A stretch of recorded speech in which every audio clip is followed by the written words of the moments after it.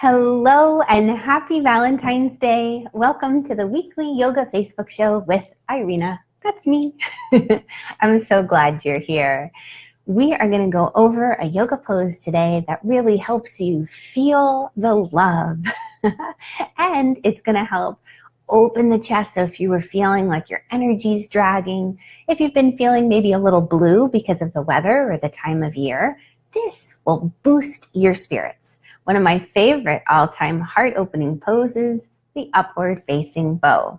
Now, upward facing bow, the trickiest part is once you kind of get beyond the mechanics of it and you warm your body up, is getting into the pose. Now, just as a little caveat, keep in mind the upward facing bow pose is a yoga pose that you would do, let's say if you're doing a 60-minute class, you do it around like the 35 or 40-minute mark. You're really warmed up before you go into this pose. You're not just trying it and going into it cold. You want to make sure your shoulders are open, your hips, and your thighs. If those areas are still very cold and tight and tense, this pose won't feel good at all, and it just won't be accessible, and it won't be the safest to do. So keep that in mind as you watch me do the tips today. If you were to try this at home, you need a nice long warm-up before you go into it. A couple of sun salutes, some hip openers, thigh openers, definitely shoulder openers, and then you go into the pose. So it's at about the 2/3 way mark in a class that you would do something as big and bright and brilliant as this pose. The reason I wanted to talk about it today is because not only is it one of the most beautiful and really symbolic ways of opening our heart in a yoga posture, but there's also some confusion that comes into just how do I get into it? Where do I place my hands? And what are my arms supposed to do? There's two particular tricks that make it easier, because when you go upside down, even though it doesn't seem like things will be that discombobulated, it's very hard to connect the dots, make connections. So tip number one, remember, do a nice big warm-up before you come into this pose, okay? But first tip that I'm going to show you involves a blanket and a wall. Now, if you have some space in your kitchen, that's a good place to go. Anywhere where there's a hard surface that you can slide on. And you can use, a towel, bath towel, beach towel. If you have a nice little blanket that you use on the couch, anything that slides across the floor, okay? Now, first thing to just get used to is, what does it feel like to push when I'm upside down? This will give you one of the closest sensations to that. The idea is that the blanket's fairly close to the wall. You're gonna rest on the blanket, watching your head, so that most of your body is supported by the blanket, okay, not on the floor. That way, when the hands are on the wall, your fingertips pointing to the floor, you can push away from the wall. Makes it nice and easy, right? Then you push back in, and depending on how nice and shiny your floor is, you might really fly. You push away from the wall. It's really fun and silly. You can pretend like you're working under a car on one of those little dollies and push. Part of yoga is being playful, having fun. Just get used to, what does it feel like to push away from the floor? All right.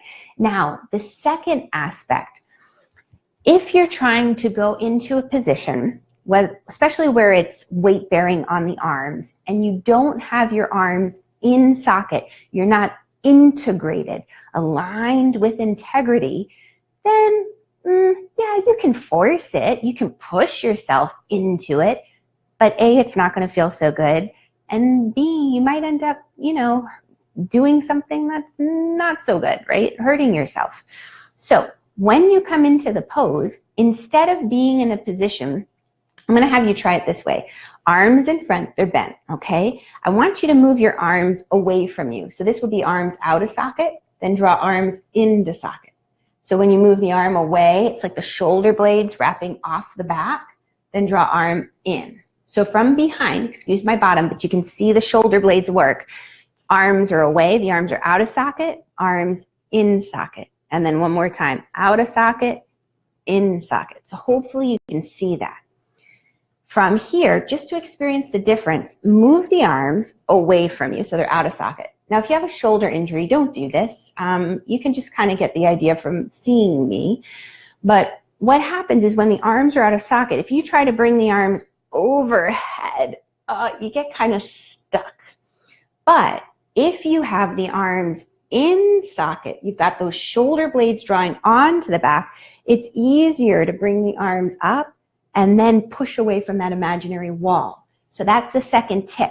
The first is you're on your blanket and you're just learning how to push away from the wall.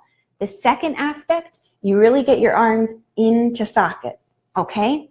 Now, for the pose itself, you might find that your wrists are kind of tight for this pose. And if your wrists don't want to come to a 90-degree like flexion, here's one extra bonus third tip. If you're doing this at the wall, place 2 yoga blocks, if you have them, at their lowest height, shoulder distance wide, up against the wall. If you don't have yoga blocks, then you can try this without them. But this is just an extra little bonus tip. You can have your sticky mat right next to the wall. The blocks are underneath it. And then when you get ready, you're going to come down to your back. And again, you want to do lots of warm-up. This pose would come about 2/3 of the way through a class, not just with no warm-up.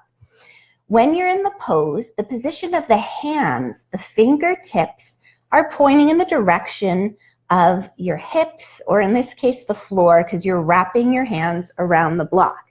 So basically, you're like this, okay? So your hands, fingertips are pointing back.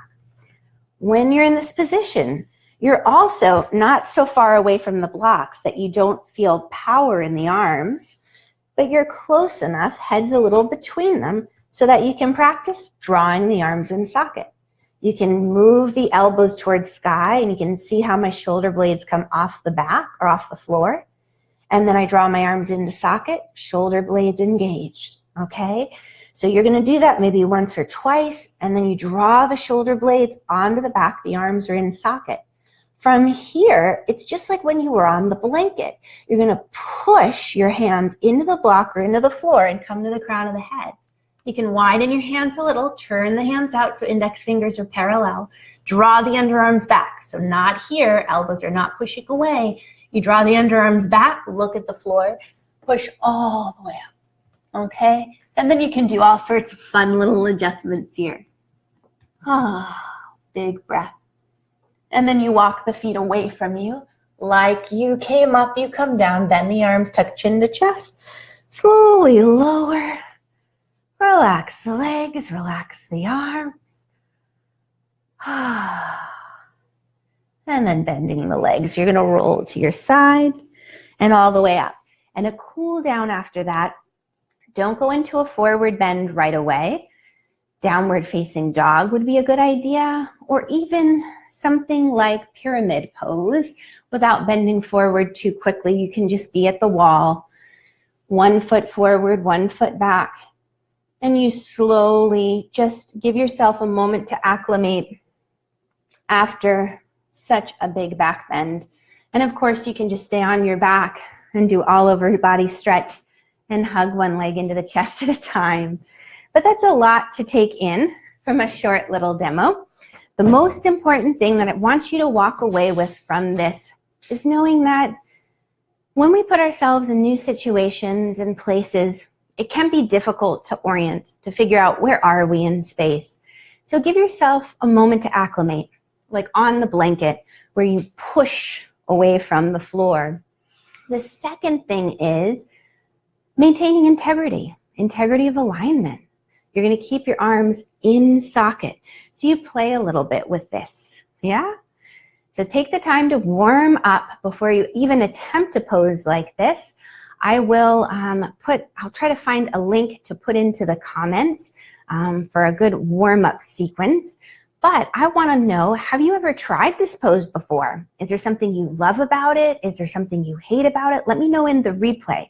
And even if it's just, yes, I've tried this, or heck no, no way I would ever try that pose, let me know, okay? And most importantly, if you want more info and background, come hang out with me in my little corner of the interwebs here on Facebook in the Yoga with Irena group. I'll put that link in here. It's a great place because we have opportunity to go deeper into breaking down the poses like this, as well as little sequences to warm up to even get into it. All right, let me know if you have questions. Otherwise, I'll catch you on the flip side. Join me next Wednesday, noon, right here for another fun yoga tip and lots of love on Valentine's. Bye.